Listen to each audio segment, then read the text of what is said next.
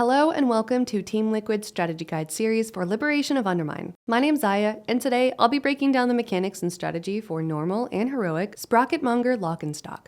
This encounter has two phases and enters the second upon reaching 100 energy, knocking all players back and doing several void mechanics before returning to his Phase 1 abilities. Phase 1. Assembly required. Wire transfer is perhaps the most important mechanic in Phase 1 as it causes large tiles in the arena to be covered with electricity, vastly restricting the available play space. Standing within these effects inflicts heavy damage and greatly reduces movement speed.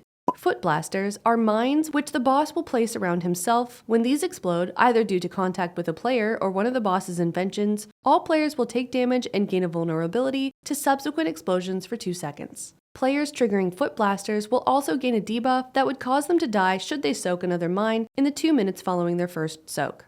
Note that the foot blasters only exist on heroic and above. Activate Inventions. This causes conveyor belts to stop and be electrified while also activating his own inventions. Lockenstock has 3 goblin inventions. Blazing Beam, a line of fire we want to dodge. Rocket Barrage, large rockets we also need to dodge. Mega Magnetize, magnets which pull players towards it and stun for 6 seconds upon contact.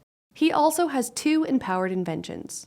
Jumbo Void Beam. These are massive areas of void beams we need to find safe spots from. Void Barrage. This launches void projectiles that will trigger raid damage to all players on contact. Screw Up. This marks several players to spawn drills under their location for several seconds. Touching these drills stuns and applies a bleed. Sonic Baboom. This deals raid damage with an initial hit and dot. Blisterize MK2. This places traps that knock up and deal damage upon contact, but gives a movement speed buff. Pyro Party Pack. This places a bomb on the tank, which explodes for raid damage after 6 seconds, and you'll want to maximize falloff damage by getting far from the raid as the debuff tank. Gravy Gunk. This causes the boss's auto attacks to apply a debuff, which increases all damage taken by 15% and slows by 5% per stack.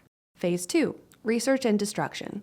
Beta Launch throws all players to the back of the room while he channels Bleeding Edge. This debuts explosive new tech, upgrading one of his inventions with void energy. While he does this, he triggers a void explosion where swirlies spawn for 20 seconds.